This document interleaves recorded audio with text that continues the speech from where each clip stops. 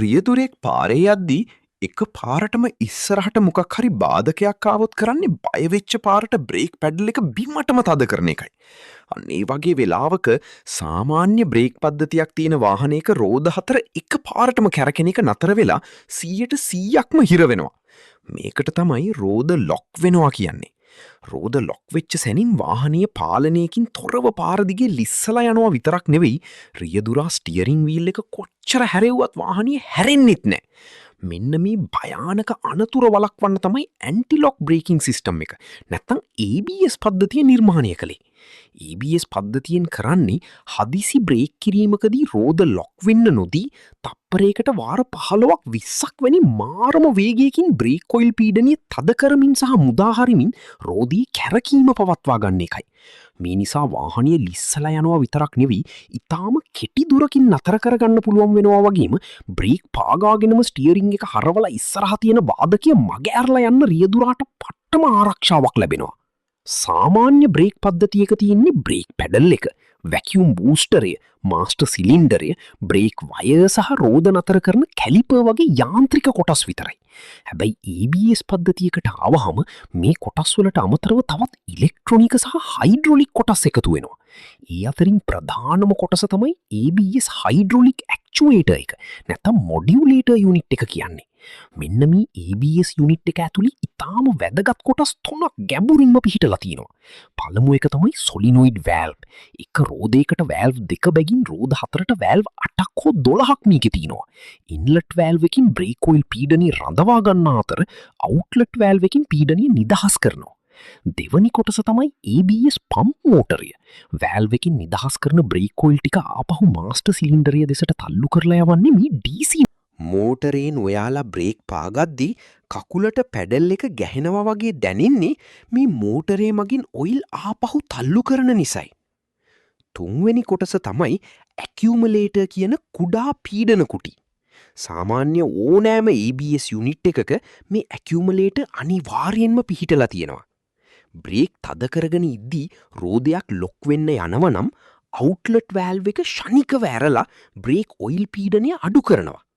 අන්න ඒ වෙලාවට එළියට පනින බ්‍රේක් ඔයිල් ටික ඉතාම වේගයෙන් ඇවිත් එකතු වෙන්නේ මේ ඇකියුමුලේටර් කුටිය ඇතුළටයි. ඒක ඇතුලේ තියෙන ස්ප්‍රින්ග් එකක් මගින් ඒ ඔයිල් ටික తాවකාලිකව තිරපා තබා ගන්නවා. ඊට පස්සේ තමයි පම්ප් මෝටරේක වැඩ කරලා ඒ ඔයිල් ටික ආපහු මාස්ටර් සිලින්ඩරය දෙසට තල්ලු කරන්නේ. මේ ඇකියුමුලේටර් නැති වුණොත් අවුට්ලට් වැල්වෙන් නිදහස් වන ඔයිල් පීඩනය කෙලින්ම මෝටරයට වැදිලා පද්ධතිය ඇතුලින් ලොකු ගැස්මක් හැදිලා වැල්ව් බ්ලොක් එක කැඩෙන්න පුළුවන්. මේ මුළු ඇක්චුවේටර් බ්ලොක් එක උඩින්ම ABS එක පාලනය කරන ප්‍රධාන කම්පියුටරය සවි කරලා තියෙනවා. දැන් අපි බලමු මේ පද්ධතියට රෝදවල වීගිය මැනලා දෙන සින්සර් ගැන. වාහනවල සින්සර් වර්ග දෙකක් එනවා. පළමු ජාතිය තමයි පරණ වාහනවල ඉන පැසිව් සෙන්සර් කියන්නේ. මේවා ඇතුලේ තියෙන්නේ ස්ථිර චුම්බකයකුයි තඹ කම්බි දඟරයකුයි විතරයි. රෝදයේ තියෙන යකඩ දත්රින් එක කැරකිද්දී චුම්බක බලය වෙනස් වීම නිසා මේ සෙන්සර් එක විසින්ම EC වෝල්ටේජ් එකක් හදලා කම්පියුටරයට යවනවා. මේවා චෙක් කරන්න හරිම ලීසි. සොකට් එක ගලවලා මල්ටිමීටරය ඕම්ස් වලට දැම්මහම ඕම්ස් 800 ඉඳන් 1600 අතර අගයක් පින්නන්න ඕනි. නැත්තම් මීටරයේ EC වෝල්ටේජ් වලට දාලා රෝදය අතින් කරකවද්දී මිලිවෝල්ට් 100 ඉඳන් වෝල්ට් 2ක් දක්වා EC කරන්ට් එකක් හැදෙන්න ඕනි. හැබැයි නවීන වාහනවල එන්නේ ඇක්ටිව් සෙන්සර් කියන જાතියයි. මේවා ඇතුලේ සියුම් ඉලෙක්ට්‍රොනික චිප් එකක් තියෙනවා. මේ ඇක්ටිව් සෙන්සර්ස් එකේ තාක්ෂණයන් වර්ග දෙකක් තියෙනවා. එකක් තමයි හෝල් ඉෆෙක්ට් සෙන්සර්. අනික තමයි මැග්නටෝ රෙසිස්ටිව් සෙන්සර් කියන්නේ. මේ දෙකේම පොදු ක්‍රියාකාරීත්වය වෙන්නේ ABS කම්පියුටරෙන් මේ සෙන්සරයකට වෝල්ට් 5ක හෝ 12ක ස්ථීර කරන්ට් එකක් දීමයි. රෝදේ තියෙන මැග්නටික් සීල් එක කැරකිද්දි සෙන්සර් එක ඇතුලින් ගලාගෙන යන මිලි ඇම්පියර් ප්‍රමාණය වෙනස් වෙනවා. සාමාන්‍යයෙන් රෝදේ කැරකිද්දි මේ ධාරාව මිලි ඇම්පියර් 7 සිට 14 දක්වා වෙනස් වෙනවා. කම්පියුටරේ මේක ඩිජිටල් කොටු රැල්ලක් විදිහට කියවා ගන්නවා. මෙන්න මෙතනදි තමයි කාර්මිකයෝ ලොකුම වැරද්ද කරන්නේ. පැසිව් සෙන්සර් මල්ටිමීටරෙන් ඕම්ස් දාලා චෙක් කළාට කිසිම ප්‍රශ්නයක් නැහැ. මොකද ඒක නිකම්ම කම්බි දඟරයක් විතරයි. හැබැයි ඇක්ටිව් සෙන්සර් එකකට වැරදිලාවත් මල්ටිමීටරය ඕම්ස් හෝ ඩයෝඩ් මෝඩ් දාලා චෙක් කරන්න යන්න එපා.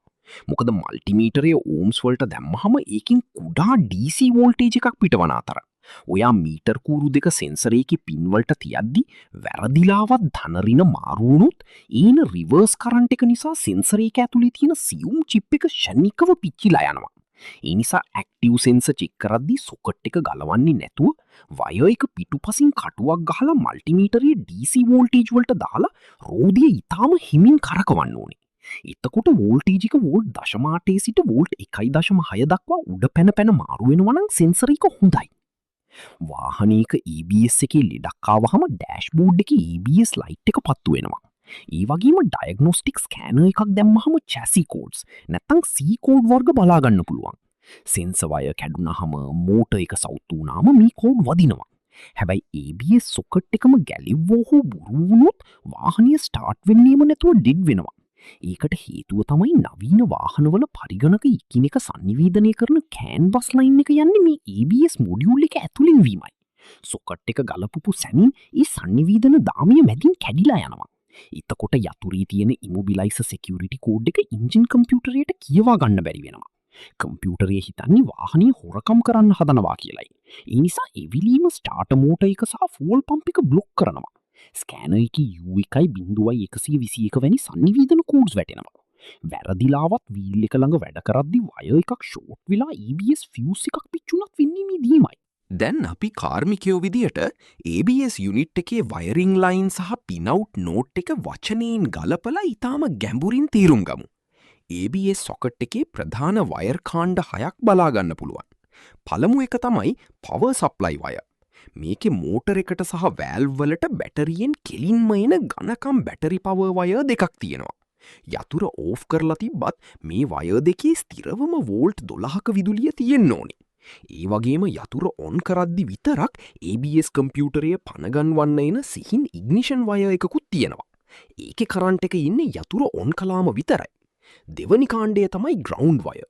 මේවා ප්‍රධාන chassis earth එකට සම්බන්ධ ඝනකම් වයර් වෙනවා. මල්ටිමීටරය බීප් මෝඩ් එකට දාලා චෙක් කරද්දී chassis සහ මේ පින් අතර ප්‍රතිරෝධය බිඳුවක් වෙන්න ඕනේ. තුන්වනි කාණ්ඩය තමයි සෙන්සර් වයර්. මෙතනදී වාහනේ අනුව පිනවුට් එක වෙනස් වෙනවා. පරණ වාහනයක් නම් රෝද 4ටම ඉන්නේ පැසිව් සෙන්සර්. එතකොට එක සෙන්සර් එකකට වයර් දෙකක් බැගින් රෝද 4ටම අදාළ පැසිව් වයර් 8ක් ABS සොකට් එකට කෙලින්ම ඇතුළු වෙනවා. මේවායේ යතුර ඕෆ් කරලා මැනද්දී ඕම් 800 ඉඳන් 1600 අතර ප්‍රතිරෝධයක් තිබිය යුතු අතර රෝදයේ කරකවද්දී මිලිවෝල්ට් 100 ඉඳන් වෝල්ට් 2ක් දක්වා AC සිග්නල් එකක් ඉන්න ඕනේ. හතරවනි කාණ්ඩය තමයි නවීන ඇක්ටිව් සෙන්සර් සඳහා යන වයර්. නවීන වාහනයක් නම් රෝද 4ටම ඉන්නේ ඇක්ටිව් සෙන්සර්. එතකොට ඒ රෝද 4 වෙනුවෙන් වයර් දෙකක් බැගින් ඇක්ටිව් වයර් 8ක් සොකට් එකට එනවා. මේවායේ යතුර ඔන් කළාම ස්ථිරවම වෝල්ට් 5ක හෝ 12ක කරන්ට් එකක් ඉන අතර රෝදේ හිමින් කරකවද්දී වෝල්ට් 0.8 ඉඳන් වෝල්ට් 1.6 දක්වා DC වෝල්ටේජ් එක මාරු වෙන්න ඕනේ. මෙතනදී ABS කම්පියුටරය ඇතුලේ විශේෂ කරන්ට් ලිමිටින් ලොජික් එකක් තියෙනවා. වයරින් එකක් මැදින් ෂෝට් වුණොත් කම්පියුටරය පිච්චෙන්නේ නැතුව කරන්ට් එක සීමා කරන්න මේ ලොජික් එක වැඩ කරනවා. පස්වනි කාණ්ඩය තමයි සංනිවේදනය කරන CAN high සහ CAN low වයර් යුගල. මේවා එකිනෙකට ඇඹරුණු වයර් දෙකක් විදියට ඉන්නේ. මේවා ඩයග්නොස්ටික් පෝට් එකේ 6 සහ 14 පින් වලට සම්බන්ධ නිසා ප්‍රතිරෝධය ඕම්ස් 60ක් වෙන්න ඕනේ. පරණ වාහනවල නම් මේ වෙනුවට ඉන්නේ කී ලයින් වයර් එකක්. ඒක යන්නේ ඩයග්නොස්ටික් පෝට් එකේ 7 වන පින් එකටයි. 6 වනි කාණ්ඩය තමයි බ්‍රේක් ස්විච් සිග්නල් වයර් එක. පරණ වාහනවල නම් බ්‍රේක් පැඩල් එක පාගද්දී කෙලින්ම වෝල්ට් 12ක ලයින් එකක් මේ පින් එකට ලැබෙනවා. හැබැයි නවීන වාහනවල මේක බොඩි කන්ට්‍රෝල් මොඩියුල් එක හරහා CAN බස් දත්ත පණිවිඩයක් විදියටයි ABS එකට ලැබෙන්නේ. දැන් අපි බලමු කාර්මිකයෙක් විදියට ඩයග්නොස්ටික් මැෂින් එකක් දාලා ලයිව් ඩේටා පරීක්ෂා කරද්දී අග සිට මුලටම සිලෙක්ට් කරලා බලන්න ඕනේ සැබෑ අගයන් මොනවාද කියලා. මේ කොටස තමයි වැදගත්ම. ඉස්සෙල්ලාම අපි සිලෙක්ට් කරගන්න ඕනේ මාස්ටර් සිලින්ඩර් ප්‍රෙෂර් සෙන්සර් එකයි. බ්‍රේක් පෙඩල් එක පාගන්නේ නැතුව ඉද්දී මේකේ සැබෑ අගය ස්ථිරවම මෙගාපැස්කල් බිඳුවක් වෙන්න ඕනේ. අපි හෙමින් බ්‍රේක් පාගද්දී මේ පීඩනය මෙගාපැස්කල් 1 සිට 3 දක්වා ඉහළ යනවා. හැබැයි හදිසි අනතුරකදී වගේ බ්‍රේක් එක බිමටම තද කරලා පාගද්දී මේ පීඩනය උපරිමයෙන්ම මෙගාපැස්කල් 18ක් දක්වා. ඒ කියන්නේ හරියටම බාර් 180ක් වැනි මාරම පීඩනයකට ඉහළ යනවා. යම් හේයකින් කකුල බ්‍රේක් එකකින් ඉවතට ගත්තත් ස්කෑනර් එකේ තවමත් මෙගාපැස්කල් බිඳුව නොවී පොඩි අගයක් හරි ඉතිරි වෙලා පෙන්වනවා නම් ඒ කියන්නේ මාස්ටර් සිලින්ඩරය ඇතුලෙන් ජෑම් වෙලා හෝ පැඩල් එකේ අවුලක් නිසා ඔයිල් ආපසු නිදහස් වෙන්නේ නැහැ. අන්න ඒ නිසයි රෝද හිර වෙන්නේ. ඊළඟට අපි ලයිව් ඩේටා වලින් සිලෙක්ට් කරගන්න ඕනේ රෝද හතරේම ස්පීඩ් පැරාමීටර්ස් සහ ඒවායේ සෙන්සර් තරංග සංඛ්‍යාතයයි. වාහනේ දුවද්දි රෝද හතරේම වේගය කිලෝමීටර් ගණනින් විතරක් නෙවෙයි ඩිජිටල් සංඥාවේ සංඛ්‍යාතය. ඒ කියන්නේ හර්ට්ස් අගයයි. කෙලින් පාරක දුවද්දි රෝද හතරේම කිලෝමීටර් ගණන වගේම හර්ට්ස් අගයත් එක්ක සමානව පෙන්වන්න ඕනේ. හබ් එකේ මැග්නට් එකේ එක දතක් හරි කැඩිලා හෝ කුණු ගෑවිලා තිබුණොත් කිලෝමීටර් වේගය හරියට පින්නුවත් හර්ට්ස් අගය එකපාරටම ඩ්‍රොප් වෙනවා. ඒකෙන් ලෙඩේ නූලටම අල්ලන්න පුළුවන්. ඒ වගේම නවීන වාහනවල රෝද හතරට වෙන වෙනම යන පීඩනියත් බලා ගන්න පුළුවන්. කෙලින් පාරේ බ්‍රේක් කරද්දී ඉස්සරහ රෝද දෙකට සමාන වැඩි පීඩනයකුත් පස්ස රෝද දෙකට ඊට වඩා ටිකක් අඩු සමාන පීඩනයකුත් පෙන්වන්න ඕනි. හැබැයි කෙලින් පාරේ බ්‍රේක් පාගද්දී එක රෝදයක පීඩනිය විතරක් මෙගාපැස්කල් බිඳුව වගේ අඩු වගයක් පෙන්වනවා නම් ඊ රෝදයට අදාළ සොලිනොයිඩ් වැල්ව් එකක් ඇතුලෙන් බ්ලොක් වෙලා රෝදයට ඔයිල් යන්නේ නැහැ. එතකොට වාහනේ බ්‍රේක් එතකොට වාහනය බ්‍රේක් කරද්දී එක පැත්තකට වදිනවා. තවද ස්කෑනර් එකේ ලයිව් ඩේටාවල රෝද හතරේ සොලිනොයිඩ් වැල්ව් වල තත්වය වචන 3කින් පෙන්වනවා. සාමාන්‍ය බ්‍රේක් කිරීමකදී ඉන්ලට් වැල්ව් එක ඕපන් විදිහටත් අවුට්ලට් වැල්ව් එක ක්ලෝස්ඩ් විදිහටත් පෙන්වනවා. රෝදයක් ලොක් වෙන්නේ යද්දී කම්පියුටරේ විසින් ඉන්ලට් වැල්ව් එක ක්ලෝස්ඩ් කරනවා. එතකොට පීඩනය එතනම නතර වෙනවා. පීඩනය නතර කරලත් රෝදිය ලොක් වෙනවා නම් අවුට්ලට් වැල්ව් එක ක්ෂණිකව ඕපන් වෙනවා. එතකොට කැලිපරේ තියෙන ඔයිල් ටික ඇකියුමලේටරේට පැනලා රෝදය නිදහස් වෙනවා. ස්කෑනර් එකේ මේ වැල්ව් වල තත්වය ඕපන් හෝ ක්ලෝස්ඩ් කියලා මාරු වෙනවා ලයිව් ඩේටා වලින් බලා ගන්න පුළුවන්. යම් වැල්ව් එකක් ක්‍රියාත්මක වෙන්න කියලා කම්පියුටරේ අනදුන්නත් සැබෑ වැල්ව් එක වැඩ කරන්නේ නැත්නම් කම්පියුටරේ ඉවලේම වැල්ව් සවුත්තුයි කියලා කෝඩ් එකක් දානවා. අවසාන වශයෙන් G sensor සහ yaw rate sensor live data select කරන්න ඕනේ. වාහනය කෙලින් අතර කරලා තියෙද්දි මේවායේ අගය බිඳුව වෙන්න ඕනේ. එක පැත්තකට අංශ ගණනක් පෙන්වනවා නම් ඒකෙන් ට්‍රැක්ෂන් සිස්ටම් එක පිස්සු කෙලින්න ගන්නවා. මෙන්න මේ විදිහටයි මැෂීන් එකෙන් අග සිට මුලටම ලෙඩේ බලන්නේ. සමහර වෙලාවට කස්ටමර්ස්ලා කියනවා වාහනිය හෝදලා රෝදවලට ප්‍රෙෂර් එකකින් වතුර ගැහුවාම විතරක් ABS ලයිට් එක පත්තු වෙනවා. හැබැයි ගරාජ් එකට එද්දි ලයිට් එක නිවිලා කෝඩ් එකකුත් නැහැ කියලා. මේක වෙන්නේ ඇක්ටිව් සෙන්සර් එකේ ප්ලාස්ටික් කවරය ඇසට නොපෙනෙන හීනි ඉරිතැලීම් තිබුණොත් විතරයි. වතුර ගහද්දි ඒ ඇසට වතුර ගිහින් චිප් එක ෂෝට් වෙනවා. හැබැයි වාහනිය දුවලා රස්නයට වතුර වීලිච්ච ගමන් කම්පියුටරයේ ලෙඩේ හොඳයි කියලා හිස්ට්‍රි එකේ සේව් කරගන්නේ නැතුවම කෝඩ් එක මකලා දානවා. මේ වගේ වෙලාවට එන්ජින් ඕෆ් කරන්නේ නැතුවම කිලින්ම ලයිව් ඩේටා දාලා බැලුවහම ලෙඩ දෙන රෝදිය අල්ලගන්න පුළුවන්. තවත් පට්ටම කීස් එකක් තමයි වාහනයක් ලිෆ්ට් එකට දාලා රෝද කරකවද්දි එකපාරටම ට්‍රැක්ෂන් ලයිට් එක පත්තු වෙලා ට්‍රැක්ෂන් ඕෆ් කළේ නැත්නම් වාහනිය ගැස්සිලා බ්‍රේක් වදින්න ගන්න එක. ලිෆ්ට් එක උඩදි කැරකින්නේ ඉස්සරහ රෝද විතරයි. පස්ස රෝද නතර වෙලා තියෙන්නේ. එතකොට කම්පියුටරේ හිතනවා ඉස්සරහ රෝද මඩේ ලිස්සනවා කියලා. ඒ නිසා ට්‍රැක්ෂන් සිස්ටම් එක ඔන් වෙලා ලිස්සනවා කියලා හිතන රෝදිය නතර කරන්න ABS ඇක්චුවේටරය විසින්ම ස්වයංක්‍රීයව බ්‍රේක් ඔයිල් විදලා රෝදිය හිර කරනවා. අන්න ඒ නිසයි එකපාරටම ගැස්සිලා බ්‍රේක් වදින්නේ. ABS පද්ධතිය සම්පූර්ණ වෙන්න තව සෙන්සර්ස් කැලිබ්‍රේෂන් කරන්න ඕනේ. ස්ටියරින් ඇන්ගල් සෙන්සර් එක නැත්නම් SAS කැලිබ්‍රේෂන් එක, yaw rate සහ G sensor calibration වගේ දේවල් මේ අතර තියෙනවා. සමහර වෙලාවට බැටරි වයර් එක ගලවලා සෑහෙන වෙලාවක් තිබ්බහම ටොයෝටා සහ ජර්මන් වාහනවල මේ සෙන්සර් වලට යන විදුලිය නැති වෙලා ස්ටියරින් එක කෙලින් තියෙන 0 පොයින්ට් එක අමතක වෙලා යනවා. අන්න ඒ නිසයි බැටරි දැම්මාම ආපහු ලයිට් පත්තු වෙලා ස්කෑනර් එකකින් කැලිබ්‍රේෂන් කරන්න වෙන්නේ. හැබැයි සමහර වෙලාවට SAS කැලිබ්‍රේෂන් වෙන්නෙම නැහැ. ඒකට හේතුව වාහනේ වීල් අලයින්මන්ට් සම්පූර්ණයෙන්ම අවුල් වෙලා ස්ටියරින් එක පැත්තකට ඇද වෙලා තිබීමයි. නැත්තම් කලින් වැඩ කරපු කෙනෙක් ක්ලොක් ස්ප්‍රින්ග් එක ගලවලා වටයක් මාරු කරලා හයි කරලා තිබීමයි. එතකොට ලයිව් ඩේටා වල අංශක 360ක් වගේ ලොකු වැරදියගයක් පෙන්වන නිසා කම්පියුටරේ කැලිබ්‍රේෂන් එක රිජෙක්ට් කරනවා. මෙන්න මේ ABS පද්ධතිය තවත් පද්ධති කීපයක් එක්ක එකතු වෙලා තමයි වැඩ කරන්නේ. ඒ තමයි රෝද අපතේ කරකැවෙන එක වලක්වන ට්‍රැක්ෂන් කන්ට්‍රෝල් සිස්ටම් එක සහ වංගුවලදී වාහනය පෙරලෙන එක වලක්වන ඉලෙක්ට්‍රොනික් ස්ටැබිලිටි කන්ට්‍රෝල් පද්ධතිය. කාර්මිකයෙක් විදියට අපි කරන්න ඕන තවත් සුවිශේෂී පරීක්ෂණ කීපයක් තියෙනවා. පළමු එක තමයි බ්‍රේක් ඔයිල් වෝල්ටේජ් පරීක්ෂාව. බ්‍රේක් ඔයිල් පරණ වුණාම ඒවට වතුර සහ ලෝහාංශු එකතු වෙලා ඇසිඩ් ගතියක් හැදෙනවා. මල්ටිමීටරේ DC වෝල්ටේජ් වලට දාලා කළුකූර බැටරි රින එකට තියලා රතුකූර බ්‍රේක් ඔයිල් එක ඇතුළට ගිල්වලා බැලුවහම වෝල්ටේජ් එක වෝල්ට් 0.3කට වඩා වැඩි නම් ඒ ඔයිල් එක සවුත්තුයි. ඒකින් EBS ඇතුලේ වැල්ව් ෂෝට් වෙන්න පුළුවන් නිසා වහාම ඔයිල් මාරු කරන්න ඕන. දෙවැනි එක තමයි අලුත් හබ්බයාරින් එකක් ප්‍රෙස් කරන්න කලින් මැග්නටික් විවර් කාඩ් එකක් තියලා ඒකේ මැග්නටික් ඉරි තියෙන පැත්ත බලාගන්න එක. මොකද මැග්නට් එක තියෙන පැත්ත වැරදිලා අනිත් පැත්තට ප්‍රෙස් කළොත් සෙන්සර් එක වැඩ කරන්නේ නැහැ. තුන්වෙනි එක තමයි වාහනියට එක පැත්තකට වෙනස් සයිස් එකක ටයර් එකක් දැම්මහම ටයර් එකේ වට ප්‍රමාණය වෙනස් නිසා කෙලින් පාර යද්දිත් ඒ රෝදිය වේගයෙන් කැරකෙනවා. එතකොට ABS එක හිතන්නේ වාහනය ලිස්සනවා කියලා ලයිට් එක පත්තු කරනවා.